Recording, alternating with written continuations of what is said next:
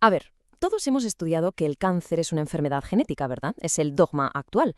Pero, ¿y si toda esa premisa, la que ha guiado la investigación durante un siglo, partiera de un error fundamental? Hoy vamos a meternos de lleno en la evidencia que apunta a algo totalmente distinto, que el cáncer, en su raíz, es una enfermedad metabólica, un descubrimiento que podría redefinirlo todo en cuanto a su tratamiento. Para entender este cambio de paradigma, primero vamos a viajar un poco en el tiempo para ver el debate histórico que nos ha traído hasta aquí. Después desmontaremos pieza por pieza los supuestos clave de la teoría genética. Descubriremos una tercera fuente de energía celular que lo cambia todo y, finalmente, uniremos las piezas en la nueva teoría metabólica mitocondrial para ver qué significa todo esto en la práctica clínica, que es lo que realmente importa. Pues todo empieza aquí, con un conflicto fundamental. Un choque de ideas que ha definido la investigación del cáncer durante casi 100 años. Una controversia iniciada por un premio Nobel, Otto Warburg. Bien, analicemos estas dos posturas. Por un lado, Otto Warburg. Su idea era que el cáncer es, en esencia, un problema metabólico.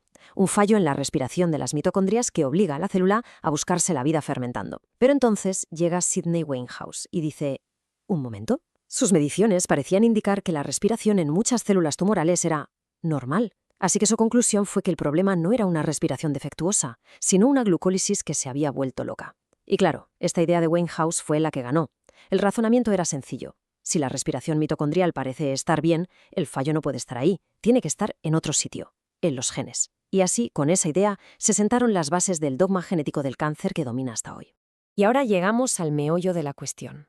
Porque todo ese edificio de la teoría genética se construyó sobre unos cimientos que, bueno, quizás no eran tan sólidos como se pensaba. Vamos a ver que se basó en varios supuestos que, a la luz de lo que sabemos hoy, se tambalean bastante. Así que vamos a examinarlos de cerca, uno por uno. Esta es la gran pregunta, la que lo sustenta todo. ¿Son de verdad las mutaciones somáticas la causa principal del cáncer? Es la idea de que la acumulación de mutaciones en genes clave es lo que lo inicia todo. Suena lógico, pero ¿se sostiene esta idea cuando la enfrentamos a toda la evidencia que tenemos hoy? Aquí es donde la teoría genética empieza a hacer aguas. Fijaos, primero, se encuentran mutaciones conductoras en tejidos de personas perfectamente sanas. Segundo, hay cánceres en los que, por más que se busca, no se encuentra ni una sola mutación relevante. Tercero, y esto es potentísimo, los experimentos de transferencia núcleo-citoplasma. Si pones un núcleo tumoral en un citoplasma sano, no se forma un tumor. Pero si pones un núcleo sano en un citoplasma tumoral, sí que puede formarse. Esto apunta directamente al citoplasma, y en concreto a las mitocondrias. Y para rematar, hoy sabemos que cuando se activa un oncogen como CARRAS, uno de sus primeros efectos es, precisamente, dañar la función mitocondrial. Y esta frase es la que lo sentenció todo durante casi medio siglo.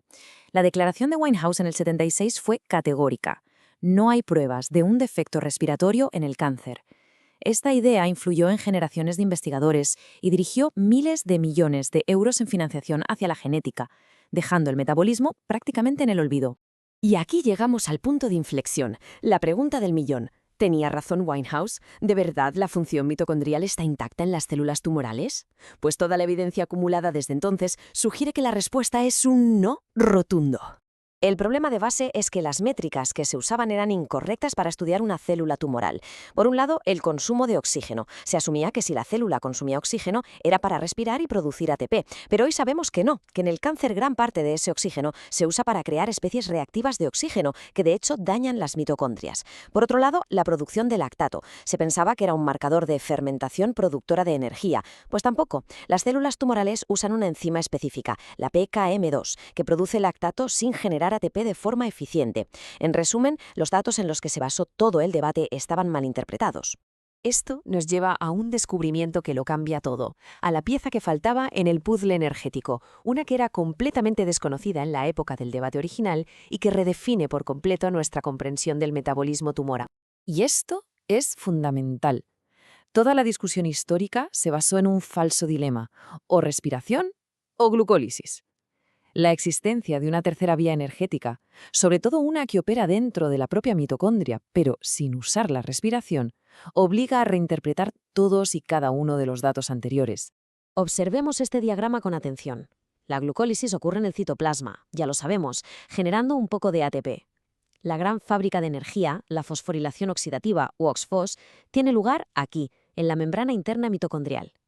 Pero lo que ni Warburg ni Winehouse sabían es esto. la vía de la glutaminólisis. La glutamina entra en la mitocondria, alimenta el ciclo de Krebs y en un punto clave, aquí, al pasar de succinil-CoA a succinato, la célula genera ATP directamente. Dentro de la mitocondria, sí, pero sin usar la cadena respiratoria. Es de hecho una fermentación mitocondrial que se vuelve crítica cuando la OXFOS está dañada. Vamos a ponerle nombre a este mecanismo. Se llama MSLP o fosforilación a nivel de sustrato mitocondrial. En esencia es una forma de fermentación que ocurre dentro de la mitocondria. Esto permite a las células tumorales, incluso con sus cadenas respiratorias dañadas, seguir produciendo ATP. Así, cuando la OXFOS falla, la célula compensa con dos tipos de fermentación, la de glucosa en el citoplasma y la de glutamina en la mitocondria. La respiración no es normal, está siendo sustituida. Bien, con todas estas piezas sobre la mesa, las inconsistencias de la teoría genética, las métricas erróneas y esta tercera fuente de energía, ahora sí podemos empezar a construir una nueva teoría coherente sobre el origen del cáncer. Y una imagen vale más que 1000 palabras. Esto es la refutación visual a la afirmación de Wainhouse. A la izquierda, una mitocondria sana, con sus crestas internas perfectamente plegadas. Ahí ocurre la respiración. A la derecha, una micrografía real de un glioblastoma. La imagen es desoladora, las mitocondrias están hinchadas, vacías, con las crestas destruidas, un fenómeno que llamamos cristólisis. La estructura necesaria para la función respiratoria simplemente no está. No es un defecto sutil, es un daño estructural masivo. Y aquí vemos otro biomarcador clarísimo de esta disfunción. Estas grandes gotas de lípidos se acumulan porque la mitocondria, al estar dañada, es incapaz de quemar ácidos grasos para obtener energía. La beta-oxidación está rota. Así que su presencia no es un signo de que la célula esté usando grasa como combustible, sino todo lo contrario. Es la prueba de que el motor para quemar grasa está estropeado. Y esto no es un hallazgo aislado de un tipo de tumor. Esta tabla resume la evidencia en los principales tipos de cáncer, y la correlación es consistente y abrumadora. Donde hay anormalidades mitocondriales documentadas, también hay acumulación de gotas de lípidos. Esto refuerza la idea de que la insuficiencia de OXPOS es una característica universal del cáncer, no una simple anomalía. Aquí es donde todo encaja. La teoría metabólica mitocondrial resuelve la llamada paradoja oncogénica. ¿Cómo es posible que factores tan dispares como la radiación, los químicos, la inflamación crónica o la edad causen cáncer? Pues la respuesta es que todos, por diferentes vías, convergen en un punto común: dañan crónicamente la función mitocondrial. Este daño crónico en la respiración obliga a la célula a depender de la fermentación para sobrevivir, y es esa reprogramación energética la que en última instancia desencadena el crecimiento descontrolado. Las mutaciones genéticas serían en gran medida un efecto secundario de este caos metabólico, no la causa original. Y si el origen del cáncer es metabólico, entonces el tratamiento también debe serlo. Vamos a pasar ahora de la teoría a las implicaciones prácticas, a la pregunta de por qué todo esto es crucial para la práctica clínica. La implicación es clara. En lugar de perseguir cientos de mutaciones genéticas en un caos de objetivos, podemos atacar una única vulnerabilidad común: la dependencia que tienen todos los cánceres de los combustibles fermentables. Y de esta teoría nace una estrategia concreta: PRESS, Pulse, presión y pulso. La presión consiste en una restricción crónica de glucosa mediante cetosis nutricional. Con esto le quitamos al tumor su principal combustible.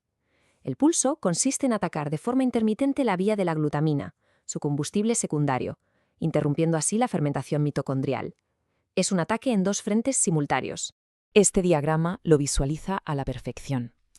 A la izquierda se restringe la glucosa, afectando a la glucólisis. A la derecha se bloquea la glutamina, inhibiendo la glutaminólisis mitocondrial. Al cortar estas dos líneas de suministro, se somete a las células tumorales a un estrés metabólico extremo. Mientras tanto, las células sanas, con sus mitocondrias intactas, pueden adaptarse y usar cuerpos cetónicos como un combustible limpio y eficiente. Y la necesidad de nuevos enfoques es urgente.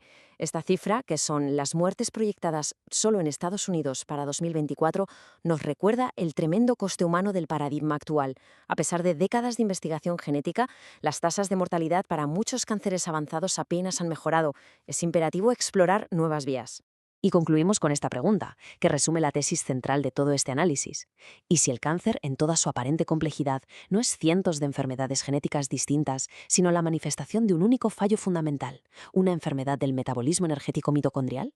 Esta es la idea que podría cambiar radicalmente cómo entendemos, prevenimos y tratamos el cáncer en el futuro.